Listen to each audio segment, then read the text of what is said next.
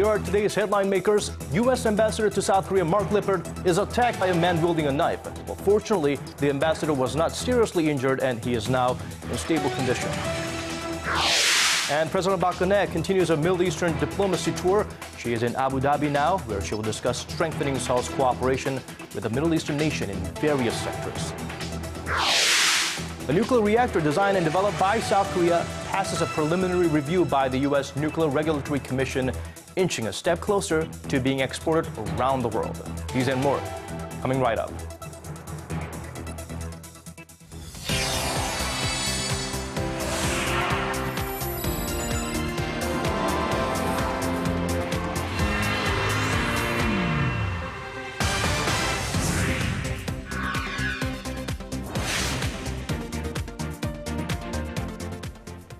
Very good to have you with us. Welcome to Early Edition at 6, live from our studio in Seoul. This is Daniel Choy. And I'm Laah Hyun-kyung. Thanks for tuning in. We begin with the horrid knife attack that has shocked the nation today. That's right. U.S. Ambassador to South Korea Mark Lippert was attacked with a knife by a South Korean national. Blood was everywhere. That's right. The injuries were not life-threatening, though, but he had to undergo surgery and is now in stable condition. Here's Arirang's Hwang Sung-hee.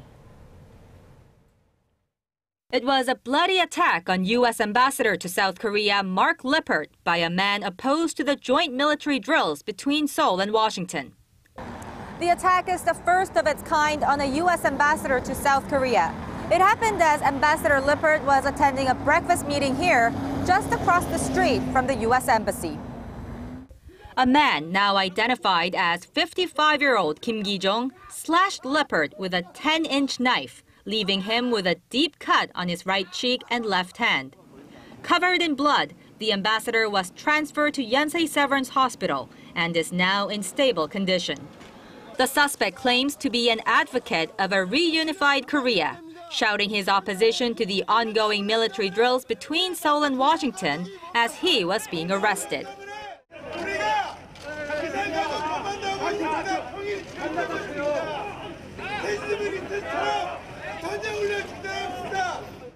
But he has a history of unpredictable behavior.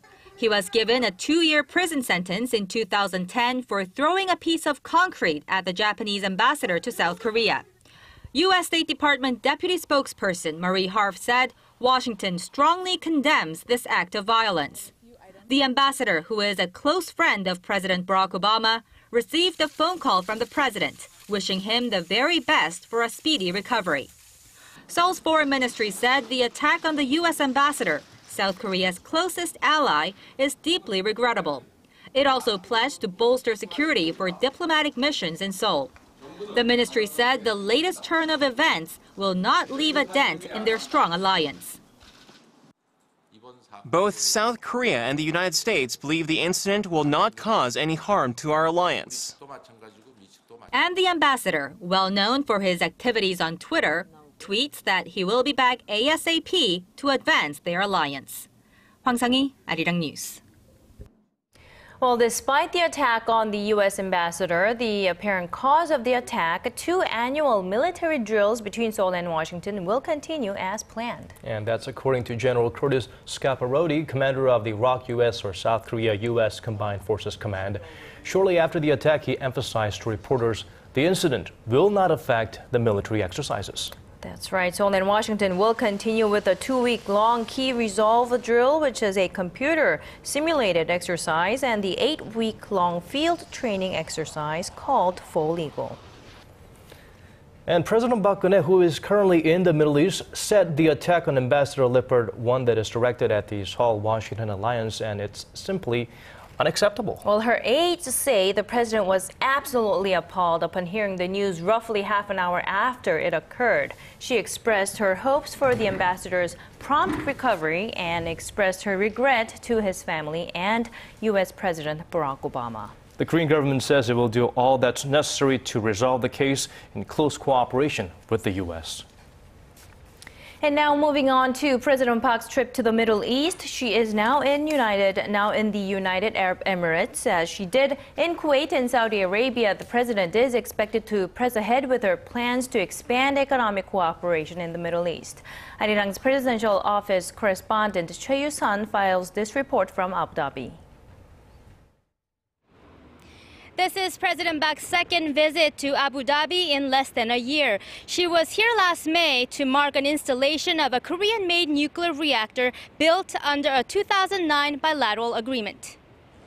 The reactor at the Barakah nuclear plant site, some 300 kilometers west of Abu Dhabi, is part of a $19 billion contract Korea won to build 4 nuclear plants in the Gulf nation by the year 2020. It's Korea's first ever nuclear reactor export. President Park's previous trip had to be brief because it came only 1 month after the Seoul ferry disaster. This time, she plans to carry out her diplomacy in full force to strengthen Seoul's cooperation with Abu Dhabi in nuclear energy, infrastructure, and healthcare. In an interview with the UAE's official news agency, President Park stressed Korea and the UAE will be able to enjoy shared prosperity if they bolster economic ties in such high value-added areas. In that respect, the Korean president said the Barakah plant project has laid the groundwork for two-way cooperation for the next 100 years. She added the two sides have complementary strengths: Korea in manufacturing, ICT and healthcare, the UAE in energy, finance and capital.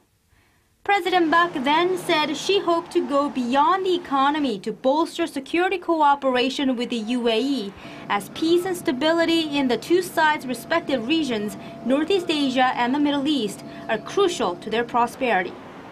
Choi Yu-sun, Arirang News, Abu Dhabi. And staying with Korea's nuclear power industry, Korean reactor technology has made it through a preliminary review by the U.S. nuclear regulator. Experts say chances are high that Korea will pass the final hurdle in a few years, which would open up vast export opportunities for local businesses. Arirang's Kwon So-ah reports. Korea has cleared the first hurdle in a process that could eventually allow it to export nuclear reactors to the United States and elsewhere, as Korea's blueprint for a 1,400-megawatt reactor has passed a preliminary inspection by the U.S. Nuclear Regulatory Commission. The technology for the reactor, the Advanced Power Reactor 1400, is currently being applied to 4 reactors under construction in Korea and 4 in the United Arab Emirates. The U.S. Commission is the country's nuclear watchdog and functions much like the FDA for food and drug regulations. The NRC is known for its strict nuclear safety regulations, which it strengthened last year. Korea is the first country to pass a new preliminary examination, raising hopes for the expansion of Korea's nuclear reactor business. If Korea's nuclear power technology makes it through the final review, there will be a myriad of opportunities for competition with other strong countries in the business, like the U.S., Canada, France, and Russia. Korea has especially high expectations that it will be able to export its reactors to the U.S. The country uses 30% of the world's nuclear energy, but around 30 of its aging nuclear plants will have to be shut down in the next 10 to 20 years, meaning the demand for replacements will be high. Korea's state-run nuclear power agency says its goal is to get a final yes from the U.S. by 2019. Kwon So-ah, Arirang News. As U.S. and Japanese officials meet in Tokyo on a trade deal called the Trans-Pacific Partnership, or TPP, some local reports in Korea have made claims about events leading up to the talks. They say that recent controversial comments by a senior U.S. official were partly aimed to ensure negotiations go smoothly. Our Connie Kim has more. Delegations from the U.S. and Japan are meeting in Tokyo on Thursday for talks over a regional free trade deal, the Trans-Pacific Partnership. The two nations have reportedly reached consensus on some of the most sensitive items, such as automobile and agricultural products, and they're pushing to conclude the talks before Japanese Prime Minister Shinzo Abe's visit to Washington in late April or early May. The TPP meeting is garnering extra attention as it follows some controversial remarks made last week by a senior U.S. official. Undersecretary of State Wendy Sherman said political leaders should not exploit nationalist feelings and earn cheap applause by vilifying a former enemy. The comments sparked outrage in Seoul with Korean officials, saying Washington was letting Japan get away with whitewashing its wartime atrocities. The State Department later clarified that Sherman's comments did not indicate a shift in Washington's stance on the historical tensions in Northeast Asia. However, pundits point out that the remark comes at a time when the U.S. is trying to strengthen its ties with Tokyo, with the TPP deal near the top of its to-do list. For the U.S., the TPP is an effort to increase its economic influence in the Asia-Pacific region to counter China's growing presence. On the Japanese side, analysts say that by concluding the trade pact, Abe would have a better chance to speak before U.S. Congress during his planned visit to Washington. That possibility is a controversial one, however, as the Japanese leader is expected to promote Japan as a country that has followed a peaceful path since the end of World War II. Adding to concerns, Japan appears to have shifted its stance on its relations with Korea. Tokyo's Foreign Affairs Ministry has removed a sentence from its website that said Korea was a country that shares Japan's basic thoughts on freedom, democracy, and economic issues. Connie Kim, Arirang News. And North Korea has something to say about Wendy Sherman's comments. The regime has made some sarcastic remarks accusing South Korea of trying really hard to cover up what Sherman said. The North's propaganda website, 우리 민족끼리, said it pitted Seoul for taking sides with Washington's efforts to clarify Sherman's remarks, calling the situation a tragic comedy. It said South Korea should officially complain about the remarks, adding that they were aimed at pressing for a stronger trilateral military alliance between Seoul, Tokyo, and Washington. Business partners face a one-day entry ban.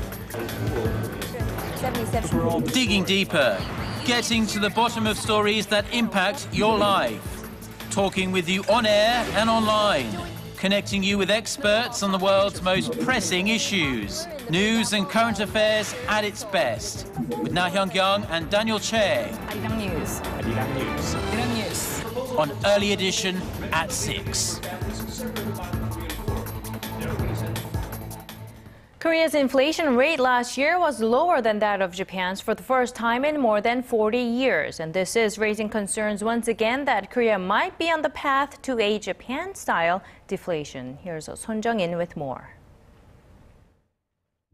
Korea's inflation rate stood at 1.3% in 2014, almost 1.5 percentage points lower than that recorded by Japan. It's the first time since 1973 that Korean consumer prices grew slower than Japan's. While Japan's inflation rate was buoyed by a weak yen and a sales tax hike, prices in Korea remained flat due to a drop in petrochemical products and agricultural goods. But it's not just Japan where prices grew faster than Korea, prompting concerns that the domestic economy might be nearing a Japan-style deflation. Korea's consumer prices were even below the OECD average of 1.7% and the average price growth rate of 1.6% of G7 countries, including Canada and the United States. The Korean government, however, has dismissed concerns over deflation risks, saying the country's prices, excluding volatile energy and food components, rose 2.3% last month from the same period a year ago. For all of last year, the core inflation grew by 2% from 2013. An unnamed finance ministry official says that the government so far has no specific plans to tackle the country's low price trend. Son Jung-in, Arirang News. China has lowered its economic growth target for 2015 to the lowest in 11 years, amid worries that the country could face greater financial challenges this year. In an annual report to the National People's Congress on Thursday, Chinese Premier Li Keqiang set the country's gross domestic product growth target at around 7% this year. This figure is down from the 7.5% target the government set for 2014 and lower than the actual growth of 7.4%, marking the slowest expansion in 24 years. As for the country's defense budget, China aims to increase it by roughly 10% compared to last year. And now to the second of our three-part series looking at China's economy. Today we focus on how the economic slowdown in China is affecting the Korean economy.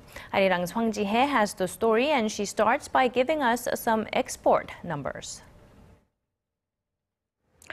Korea's exports to China dropped by almost 0.5% last year, a stark contrast from the average annual growth of over 20% from 2000 to 2008 and 14% after the global financial crisis.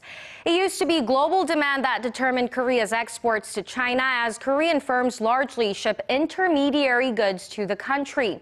The situation now, however, is quite different. A majority of intermediary goods exported to China for assembly are now consumed within China. So Korea's exports to China are more affected by the demand in that country than in other nations like the U.S. or the EU.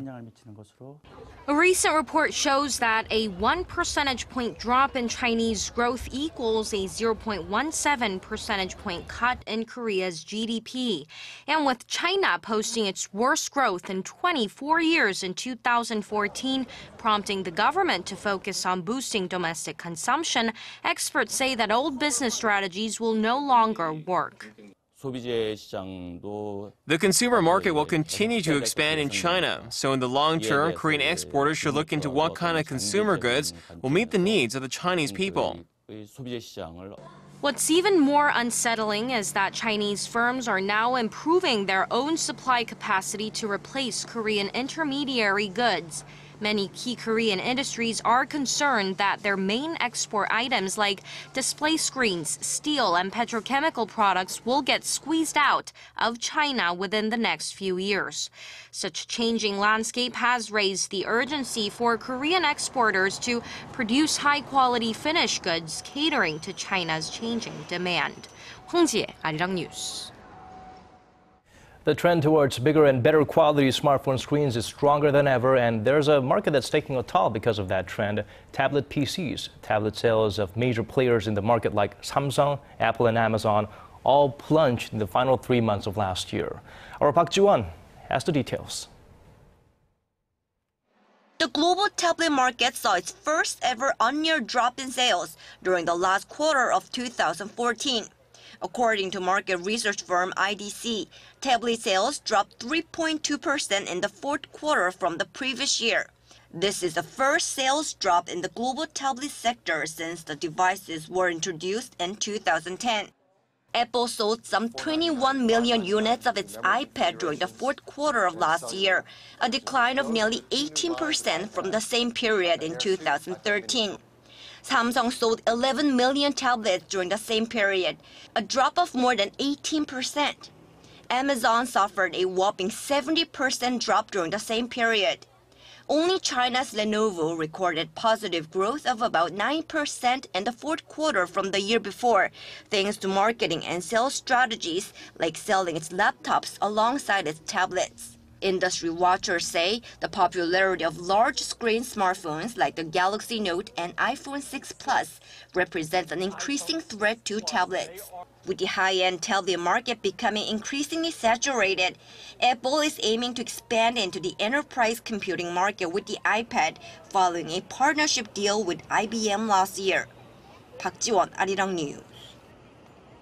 If you have a soft spot for sweet treats, this is not a piece of good news for you. The World Health Organization has released a new set of guidelines advising people to consume less sugar. Its recommended amount is 6 to 12 teaspoons of sugar per day, or less than 10% of your daily energy intake. Our Kim Young-gil has this story. The World Health Organization says the world is eating too much sugar and advises reducing sugar consumption to 50 grams or 12 teaspoons per day. It says a further reduction to below 5%, which translates to 25 grams or 6 teaspoons, would provide additional health benefits, such as preventing obesity, diabetes, and tooth decay. The guidelines don't apply to the sugars in fruits, vegetables, and milk, since they come with essential nutrients. According to the WHO, the global average for daily sugar intake stood at about 58 grams per person in 2003 and increased to 63 grams in 2013. The UN Health Agency added that the sugars consumed today are mostly hidden in processed foods. For example, 1 tablespoon of ketchup contains around 4 grams or 1 teaspoon of sugar. A single can of soda contains up to 40 grams or 10 teaspoons of sugar. Sugar consumption in Korea is also high. According to the Ministry of Food and Drug Safety, Koreans consume at least 60 grams of sugar per day, which is 10 grams more than the WHO's recommendation. Concerns about the possible health effects have prompted the ministry to advise parents to be vigilant about what their children eat and drink. To lend a hand, the ministry has set up centers around the nation to monitor the quality of children's food services. The Center for Children's Food Service Management develops menus for children that are low in sugar, and it recommends that catering companies supply healthy drinks like tea instead of soda. Workers from the center also visit daycare centers and teach children about nutrition as part of a sugar reduction campaign. The Food Ministry says it will continue to work with companies, consumer groups, and academics to find ways to cut the sugar levels in processed foods. Kim Young-gil, Arirang News. Well, that's going to be one tough job for people like me who, like you said, has a soft spot for sweets. Right, Myung-gil lost me at less than 12 teaspoons of sugar per day. Yes, we were uninterested in the report after that. Let's move on. When we talk about video art in Korea, the person that most often comes to mind is Baek Nam-jun. But what many people don't know is that someone named Park Geun-hye was actually Korea's first video artist. Well, he unfortunately passed away at a very early age, but his legacy lives on. His massive collection of over 20,000 works is still with us, and our Im Yoon-hee takes us there. Where exactly does chaos meet order? The East meet the West.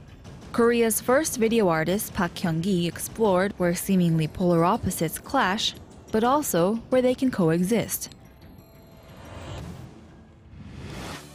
Video art was a new artistic medium, not just for Park, but also for the world. And as for Park, media became just a tool for an artist bent on finding the place where traditions of Korea could harmonize with the new Western world, and where nature coincides with humanity. These artworks are on the foundation of nature, but also on Korean traditions. He wanted to find harmony with Western formal language in Korea. Things like rocks, trees, and rivers, they can be found around the world, anywhere you go. And naturally for Park, they became art that harmonizes with humanity. And nature immediately became his focus, necessary to begin a piece. He would have to go looking for his materials in the great outdoors. The rocks gathered from nature would lead Park to his works, like this video stone tower, a work that would become key pieces to the development of his career, that project the same image as you would expect to see in nature. Park blurs the line between reality and illusion in this low-tech, naturally unnatural work. But his inspiration from nature goes much deeper than the materials he used. Park found a continuous cycle in life, and he conveyed that flow through his video art, each screen capturing another step in this circuit.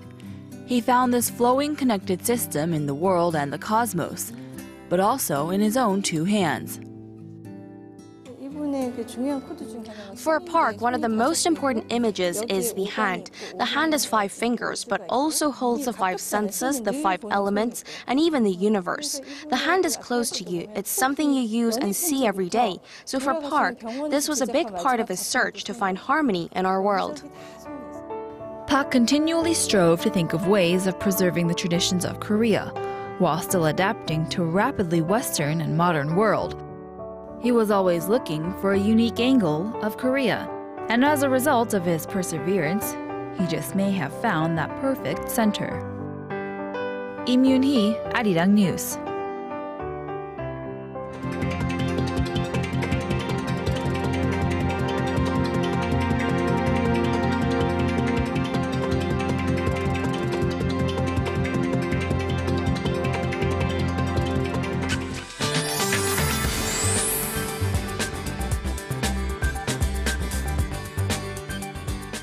Well, every day is a special day in some way or another. Today is the day Koreans celebrate the first full moon of the Lunar New Year. That's right. It's called 정월 대보름 in Korean, and many festivals are held around the country. Our Michelle Park has some information on that and as well as the weather. So, Michelle, what do you have for us?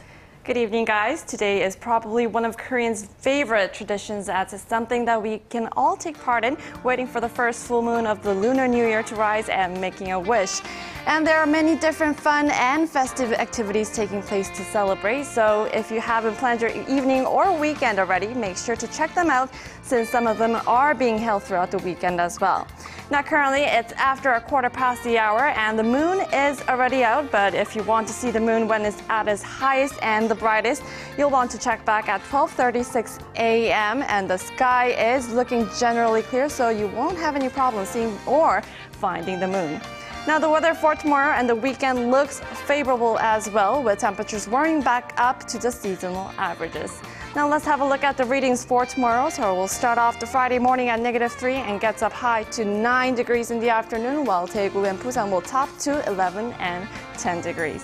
Moving over to other regions, Jeju Island gets up to 10 as well. Dokdo hits down to 5, while Mount Kumgang be sunny at -2 degrees. Well, that's all for now, Michelle Park, and I hope you have a wonderful evening. Thank you, Michelle. That's the end of Early Edition at 6. Have a great rest of the evening if you're in Korea. This has been Laah Hyun-kyung. And I'm Daniel Choy. We'll be back at the same time tomorrow. Goodbye for now.